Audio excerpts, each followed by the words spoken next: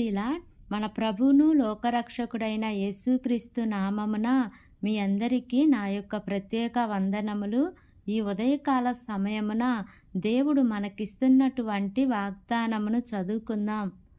Mark సువార్త 4వ అధ్యాయము 24వ వచనము. మీరెట్టి కొలతతో కొలుతురో మీకును అట్టి కొలతతోనే కొలువబడును.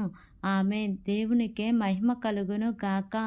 ఈ ఉదయకాల సమయమున దేవాతి దేవుడు ఈ యొక్క వాగ్దానము ద్వారా మనందరితో మాట్లాడుతూ ఉన్నారు.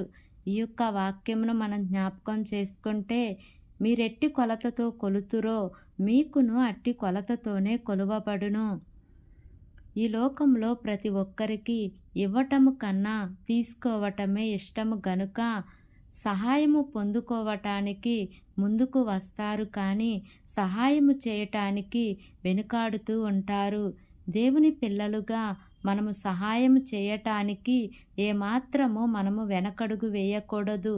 ఎందుకనగా మనము ఇతరులకు ఏ కొలతతో కొలిచి ఇస్తామో అదే కొలతతో మనకు ఏదొక విధముగా సహాయము వస్తుంది. పెట్టేది కొంచెముగాను ఆశించేది ఎక్కువగాను ఉండకూడదు గనుక దేవుని పిల్లలమైన మనము నేర్చుకోవాలి. మంచి కొలతతో కొలిచే వారముగా ఉండాలి. సనుగుకోకూడదు.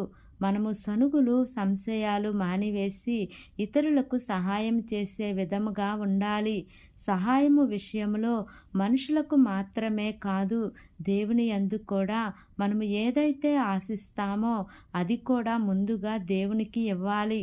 మన సమయము దేవునికి ఇవ్వాలి. మన యొక్క హృదయాన్ని దేవునికి ఇవ్వాలి. మన ధనమును దేవునికి ఇవ్వాలి. దేవుని యొక్క పరిచర్యకు మనము సహాయం చేసే వారముగా ఉండాలి. మనము ఏ కొలతతో అయితే కొలుస్తామో అలాగే మనము కూడా అదే కొలతతో పొందుకుంటాము. మనము ఎప్పుడైతే ఇచ్చి దేవుని నుండి ఆశిస్తామో దేవుడు కూడా మనకు ప్రేమతో సహాయం చేస్తారు గనుక మనము ఎక్కువగాను ఇద్దాం, ఎక్కువగాను పొందుకుందాం. మంచి హృదయంతో ఇద్దాం, అనేక మంచి ఆశీర్వాదములను పొందుకుందాం. ఈ వాగ్దానం వింటున్న మనందరి జీవితాలలో దేవుడు ఈ వాగ్దానము నెరవేర్చునుగాక. ఆమేన్. ప్రార్థన చేసుకుందాం. ప్రేమ కలిగిన యేసయ్య, కృప కలిగిన దేవా, నీకు వందనాలు తండ్రి. నీకు స్తోత్రములు ప్రభువా.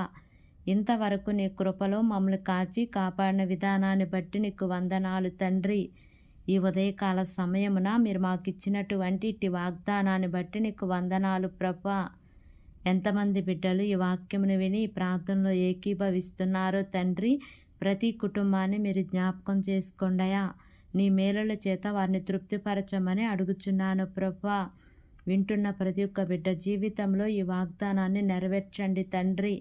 మా దేశమును జ్ఞాపకం చేసుకోండియా. దేశమును పరిపాలిస్తున్న ప్రతి అధికారుల కుటుంబాలను జ్ఞాపకం చేసుకోండియా. దేశ ప్రజలను జ్ఞాపకం చేసుకోండి తండ్రి. వారి యొక్క అవసరతల్లో అక్కర్లో యేసయ్యా మీరు వారికి తోడుగా ఉండి నడిపించండి ప్రభువా. మీరే వారికి సహాయం చేస్తూ రమ్మని అడుగుచున్నాను ప్రభువా. బలహీనంగా ఉన్న బిడ్డలను జ్ఞాపకం చేసుకోండియా. నీ బలమైన హస్తము యేసయ్యా వారి మీద ఉంచి నాయన వారిని స్వస్థపరచమని మిమ్మల్ని వేడుకుంటున్నాను ప్రభువా.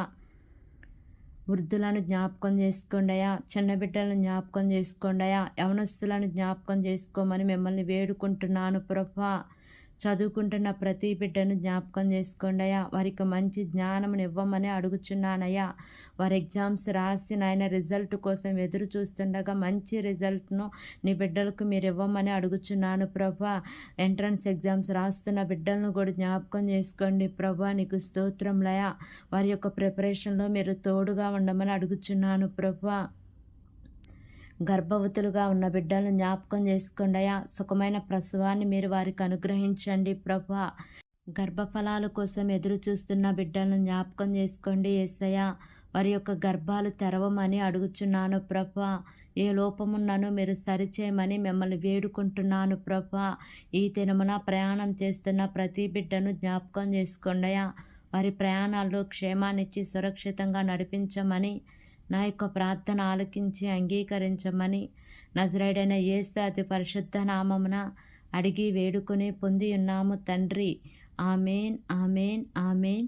Praise the lord. God bless you all.